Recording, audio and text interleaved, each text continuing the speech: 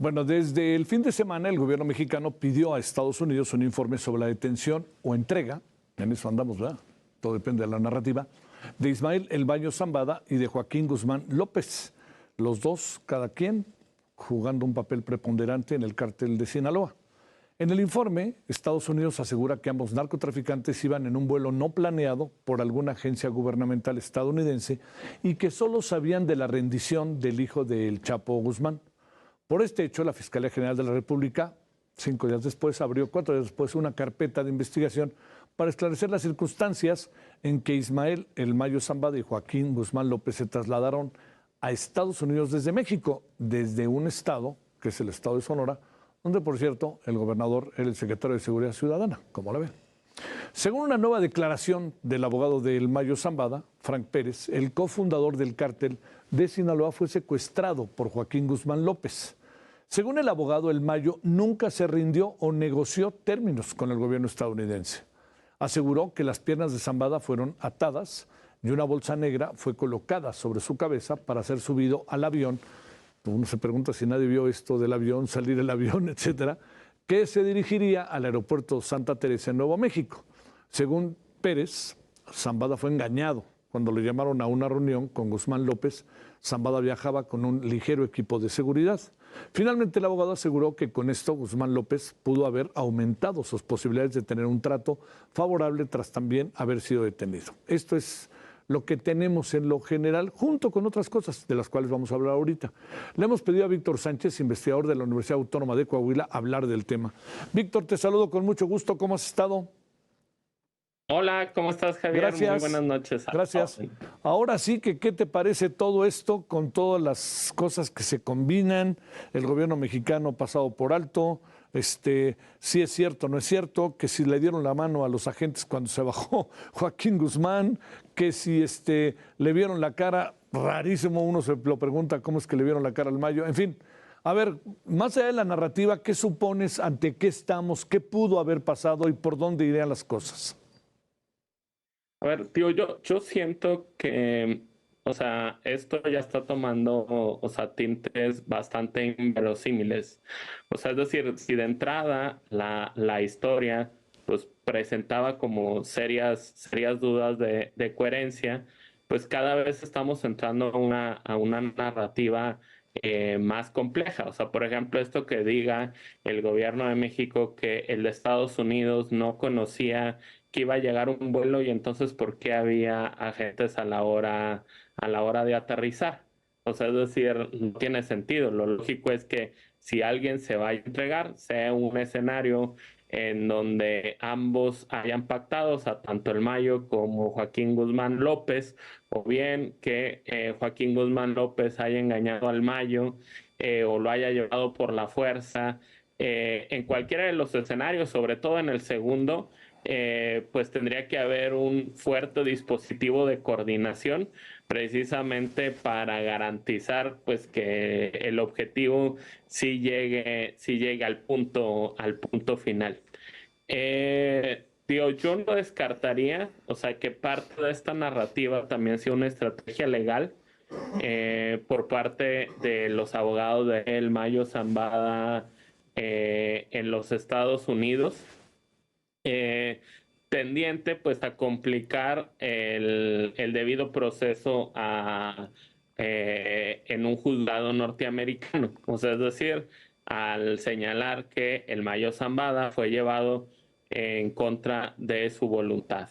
O bien puede tener otro tipo de lectura en el sentido de que esto se utilice para justificar, o sea, una justificación del Mayo de haberse entregado y negociado frente a sus propios aliados. O sea, porque a final de cuentas, invariablemente cuál haya sido el escenario que realmente sucedió, lo cierto es que en este momento, o sea, tanto el bando del Mayo Zambada como el bando de los Chapitos, incluso enemigos del Mayo Zambada y clase política que haya negociado con el Mayo Zambada en las últimas décadas, todos y cada uno tienen un velo de incertidumbre. Es decir, el Mayo Zambada en cualquier escenario haya ido por su propia cuenta o haya sido engañado o haya sido llevado por la fuerza, lo cierto es que en cualquiera de los escenarios puede negociar,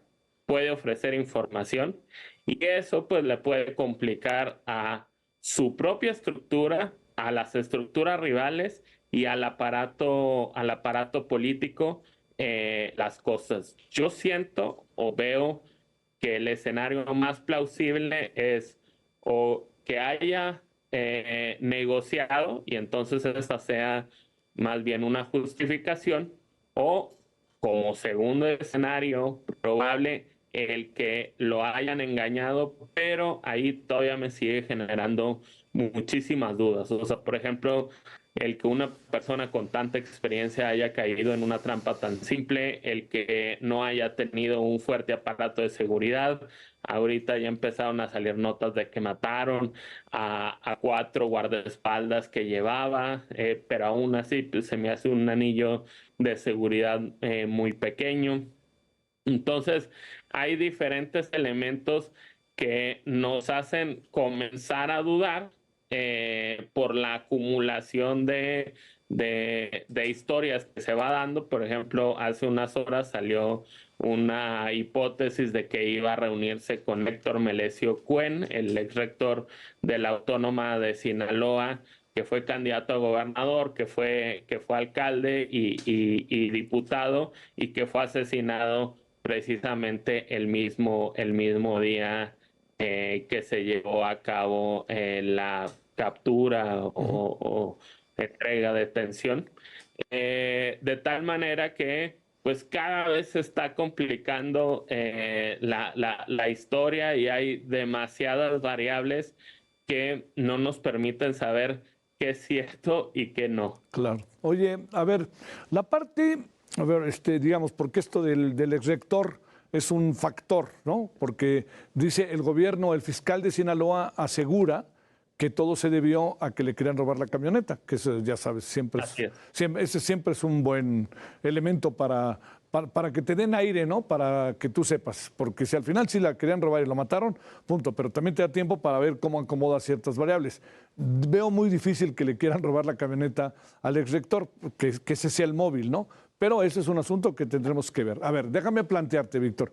En todo esto, el gobierno de Sonora y el gobierno de Sinaloa parece que ni existen.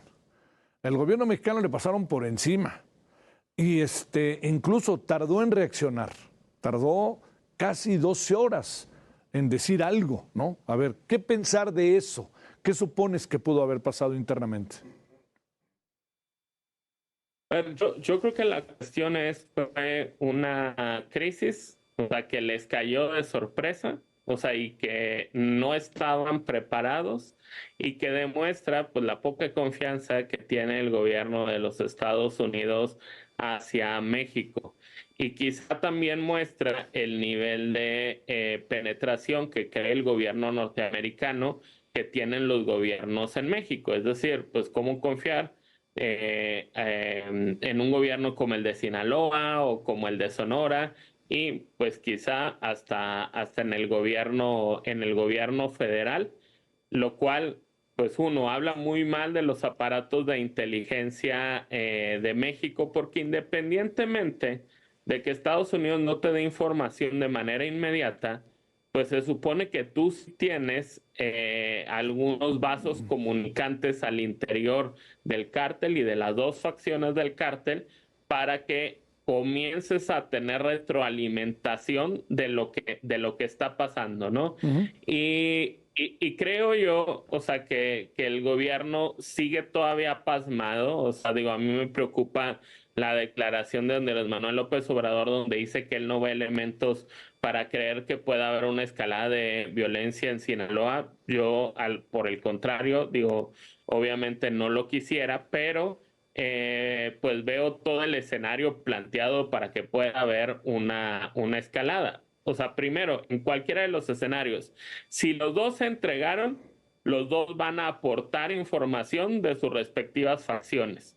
Si uno de ellos, o sea, el Mayo fue traicionado, pues una facción está dolida con la otra y si bien ya había diferencias, pues esas diferencias se van a acrecentar y la disputa va a empezar de manera abierta en los territorios que controla el cártel de Sinaloa. Y si a eso le agregas que pudo haber sido llevado por la fuerza, pues eso o sea, se hace exponencial y además hay que sumar otro elemento a esta complejidad y es que la debilidad que vaya a mostrar el cártel de Sinaloa en las distintas regiones va a ser aprovechado por sus rivales, comenzando por Cártel Jalisco Nueva Generación. Entonces, creo yo que bien harían las autoridades de seguridad del país en estar en alerta máxima porque la situación se puede complicar en cualquier momento. Y creo que si no se han movido tan rápido es precisamente por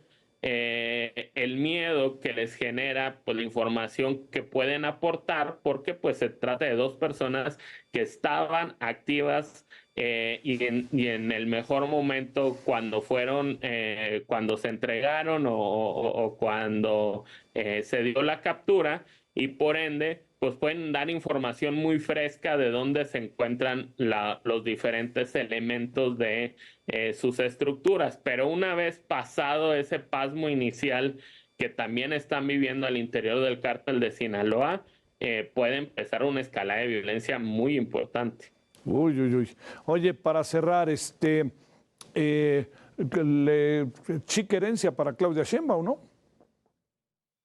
Sí, no, claro. O sea, es decir, puede darse un escenario en donde Claudia Sheinbaum asuma el poder o tome el poder en una transición violenta.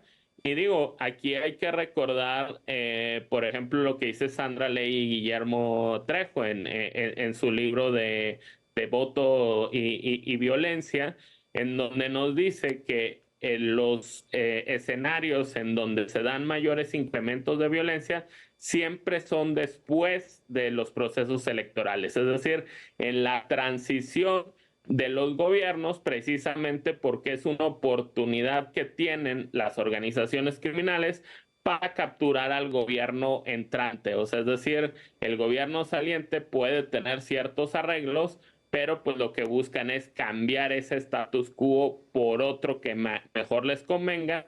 Por ende, las organizaciones criminales suelen hacer movimientos cuando se da los traspasos de poder. Digo, eso aplica a municipios, estados y evidentemente al plano federal. Te mando un gran saludo, Víctor Sánchez. Gracias, ¿eh? Muy buenas noches. Gracias.